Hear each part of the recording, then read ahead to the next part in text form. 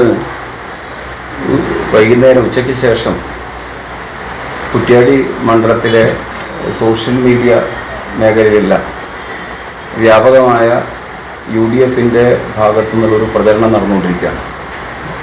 വില്യാപ്പള്ളിയിൽ ഒരു സ്ഫോടനം നടന്നുവെന്നും അത് CPM ഇടതുപക്ഷത്തിൻ്റെ ഭാഗത്തുനിന്ന് കുറ്റ്യാടി മണ്ഡലത്തിൽ കലാപം അഴിച്ചുവിടാനുള്ള ഒരു പരിശ്രമത്തിൻ്റെ ഭാഗമാണ് എന്ന തോതിലാണ്, എന്ന രീതിയിലാണ് ആ പ്രചരണങ്ങളെല്ലാം നടന്നു വരുന്നത്.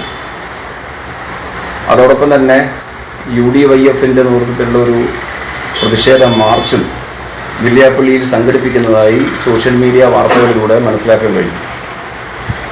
തെറ്റായ ഒരു കാര്യത്തിൻ്റെ മുകളിൽ പ്രദേശത്ത് അസ്വസ്ഥത സൃഷ്ടിക്കാനും വലിയ തോതിൽ ഒരു സംഘർഷത്തിലേക്ക് നാടിനെ നയിക്കാനുമുള്ള ബോധപൂർവമായ പരിശ്രമമാണ് ഈ പ്രചരണങ്ങളുടെയും പ്രവർത്തനങ്ങളുടെയും ഭാഗത്തുള്ളത് എന്നാണ് ഇടതുപക്ഷ ജനാധിപത്യ മുന്നണി വില്യാപ്പള്ളി മേഖല എന്ന നിലക്ക്, അതിൻ്റെ ഭാരവാഹികൾ എന്ന നിലക്ക് ബന്ധപ്പെട്ട ആളുകളോടും ബഹുജനങ്ങൾക്കും മുമ്പാകെയും സൂചിപ്പിക്കാനുള്ളത്. നിസ്സാരമായ ഒരു സന്ദർഭത്തെയും സാഹചര്യത്തെയും എങ്ങനെ രാഷ്ട്രീയമായി വിനിയോഗിക്കാമെന്നുള്ളതിൻ്റെ ഭാഗമായിട്ടാണ് ഇത്തരം പ്രചരണവും അതോടൊപ്പം തന്നെ വലിയ തോതിൽ തെറ്റായ വാദങ്ങൾ ഉയർത്തിക്കൊണ്ടുവന്ന് അതിനെ വഴിതിരിച്ചു വിടാനുള്ള ബോധപൂർവമായ പരിശ്രമവും നടക്കുന്നു. ഇവിടെ കൊറ്റ്യാമ്പള്ളി എന്ന് പറയുന്ന പ്രദേശത്ത് ഒരു 17കാരനായ ഒരു കുട്ടി അവിടെ ഓലപ്പടക്കം നേരത്തെ ഉത്സവവുമായി ബന്ധപ്പെട്ട് പൊട്ടിയ ഒരു ഓലപ്പടക്കം, പൊട്ടാത്ത 1-2 ഓലപ്പടക്കം വീട്ടിൽ കൊണ്ടുപോയി അവനൊരു കൗതുകത്തിൻ്റെ ഭാഗമായത് പൊട്ടിച്ചതിൽ അബദ്ധത്തിൽ പറ്റിയ അപകടം, കൈക്ക് പരിക്ക് പറ്റുകയും അങ്ങനെ ഒരു സാഹചര്യം സംഭവിക്കുകയും ചെയ്തു എന്നുള്ള യാഥാർത്ഥ്യമാണ്. ചെറുപ്പക്കാരൻ നിലക്ക് 17+2 വിദ്യാർത്ഥിയാണെന്നാണ് ഞാൻ മനസ്സിലാക്കുന്നത്. 17 വയസ്സാണിത്. പ്രായപൂർത്തി പോലും ആവാത്തൊരു ചെറിയ കുട്ടി. ആ കുട്ടിയുടെ പ്രത്യേകമായ ഒരു സന്ദർഭത്തിൽ തോന്നിയ അശ്രദ്ധമായ കൈകാര്യം ചെയ്യാൻ, ഒരു പടക്കം പൊട്ടിക്കുമ്പോൾ ഉണ്ടായിട്ടുള്ള അബദ്ധം, കൈ പൊട്ടുന്ന അല്ലെ കൈ മുറിയുന്ന ഒരു കൈക്ക് പരിക്ക് പറ്റുന്ന ഒരവസ്ഥയിലേക്ക് മാറി എന്നുള്ളത് ഒരു യാഥാർത്ഥ്യമാണ്.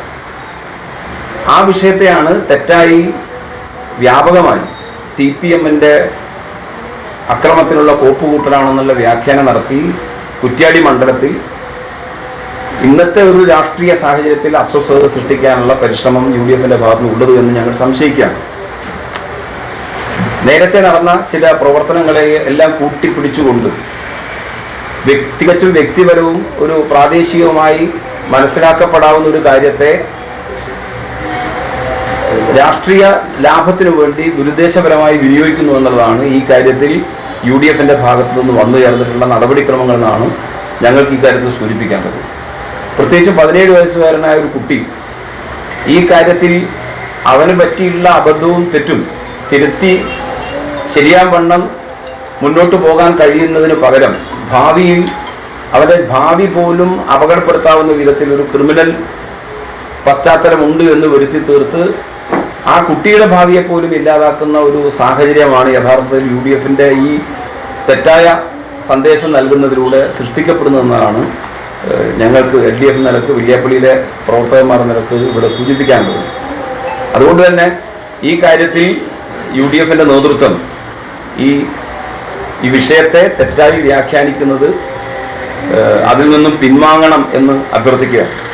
ആ നടപടിയുമായി മുന്നോട്ട് പോകുന്നതിൽ നിന്ന് UDF നേതൃത്വം പിൻവാങ്ങണമെന്ന് പ്രത്യേകമായി അഭ്യർത്ഥിക്കുകയാണ്. വില്യാപ്പള്ളിയിലെ കൊറ്റ്യാമ്പള്ളി എന്ന് പറയുന്ന പ്രദേശത്ത് 17 വയസ്സുള്ള ഈ വിദ്യാർത്ഥി പടക്കം പൊട്ടി അപകടം സംഭവിക്കുന്നു. സ്വാഭാവികമായും അങ്ങനെ ഒരു അപകടമുണ്ടായപ്പോൾ ആ പ്രദേശവാസികളെല്ലാം ഓടിയെത്തുകയും പ്രാഥമികപരമായി ചെയ്യേണ്ട കാര്യങ്ങളെല്ലാം ആശുപത്രിയിലേക്ക് കൊണ്ടുപോയി കാര്യങ്ങൾ കൈകാര്യം ചെയ്യും. അതിന് ആവശ്യമായ ട്രീറ്റ്മെൻറ്റും കാര്യങ്ങളും നടന്നു വരിക. ബന്ധപ്പെട്ട പോലീസ് അധികാരികൾ അതുമായി ബന്ധപ്പെട്ടുകൊണ്ട് അന്വേഷണം നടത്തിയിട്ടുണ്ട്.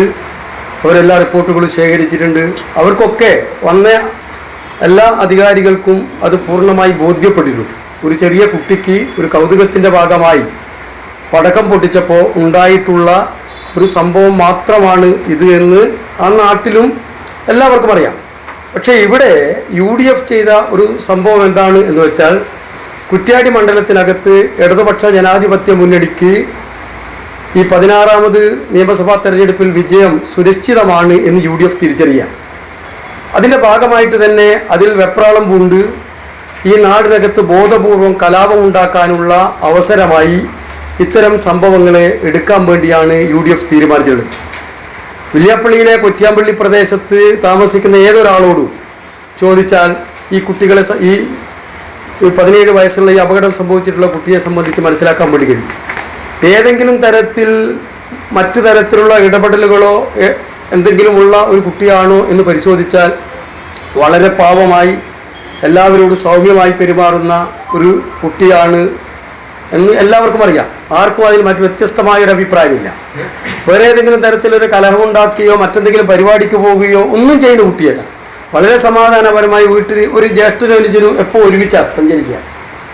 അങ്ങനെ ജീവിച്ചു പോകുന്ന ഒരു കുടുംബത്തിനകത്ത് അപ്രതീക്ഷിതമായി ഈ കുട്ടിക്കൊരു അപകടം സംഭവിച്ചപ്പോൾ അതിനെ രാഷ്ട്രീയപരമായ മുതലെടുപ്പ് നടത്തുന്നു എന്ന് മാത്രമല്ല, UDF എന്ന് പറയുന്ന സംവിധാനം സമൂഹത്തിനകത്ത് നൽകുന്ന സന്ദേശം എന്താണ് എന്ന് ഞങ്ങൾ ചോദിക്കുക.